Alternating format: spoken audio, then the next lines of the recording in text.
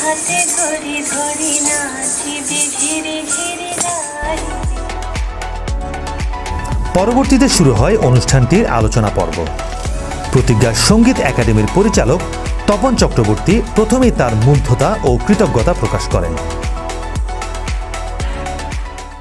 উঠে আসছেন এবং উনি যে গানের কথা এবং কবিতা কীভাবে ছেলেমেয়েরা চর্চা করবে খুব সুন্দর করে উনি তালিম দিয়ে কথাটা বলেছেন।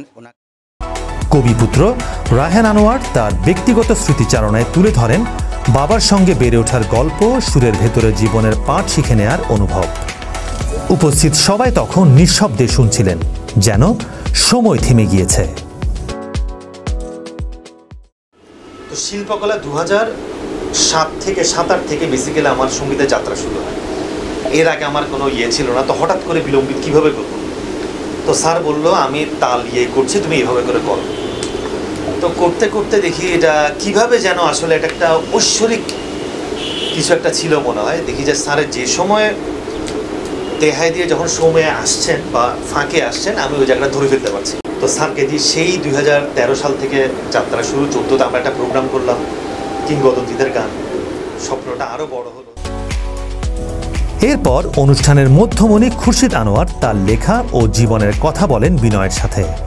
তিনি বলেন, এই বই শুধু গানের সংকলন নয়, এটি আমার আত্মার প্রকাশ, আমার ভালোবাসার মানুষদের জন্য রেখে যাওয়া একটি উপহার। এই বক্তব্যের পর পুরো মিলনায়তনে যেন এক আবেগ ঘন স্তব্ধতা নেমে আসে। তো আমার উদ্দেশ্য হচ্ছে এটা, যে তালকে ধারণ করতে হয়, যে শিখতে হয়, যে না শিখে কালকেও শিখতে পারবে। শিক্ষার যে ধারণ, কানে শুনবেন, ভিতরে ধারণ করবেন।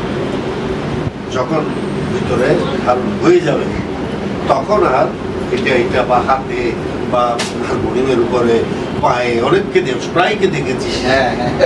তো আমার সৌভাগ্যবশত আমি দেখেছি যে আমার ছেলে মেয়ে কাকু অনেক হাতে পায়ে তাল দিতে দেখিনি।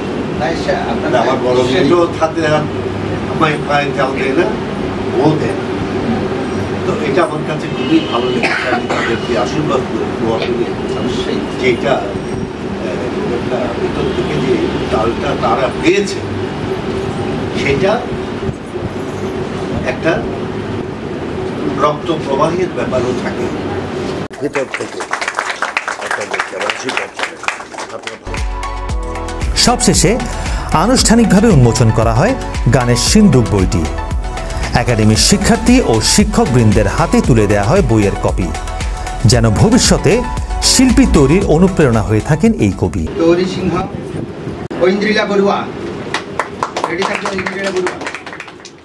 আমাদের এই ছোট্ট মন্দিরে ওনার মতো মানুষকে আমরা পেয়ে আসলে আন্তরিকভাবে আমরা খুবই খুশি, আনন্দিত। অনুষ্ঠানে আরও উপস্থিত ছিলেন একাডেমির অধ্যক্ষ মায়াবী শ্যাম, নজরুল সঙ্গীত শিল্পী শিল্পী দাস গুপ্তা, শিক্ষার্থী ও অভিভাবকবৃন্দ।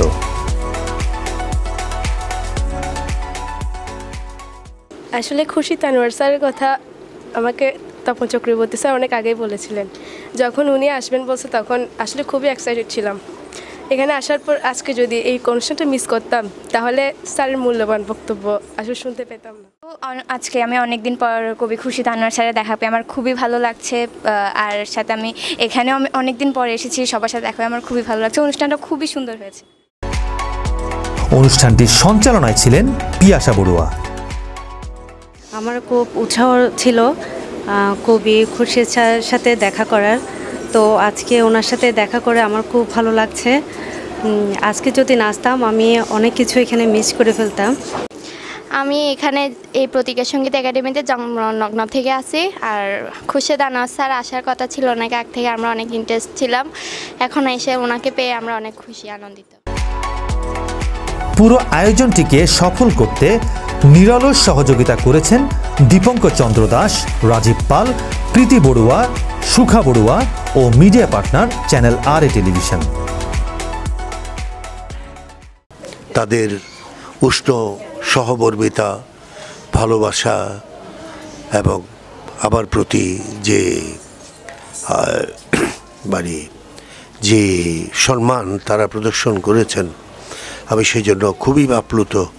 এবং আমি সবসময় দোয়া করি এবং যতদিন বেঁচে থাকবো দোয়া করব এটাই, যে আশীর্বাদ করব তারা যেন এক একজন মহৎ শিল্পী হয়ে উঠতে পারে, মহৎ মানুষ হয়ে উঠতে পারে।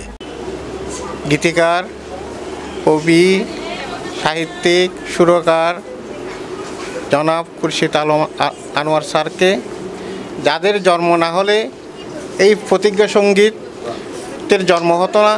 কারণ গীতিকারেরা গান না লিখলে এবং সুরকারেরা সুর না করলে শিল্পীরা কোনোদিন গান গাইতে পারবে না, আবার তপনদা তবলাও বাজাতে পারতেন না।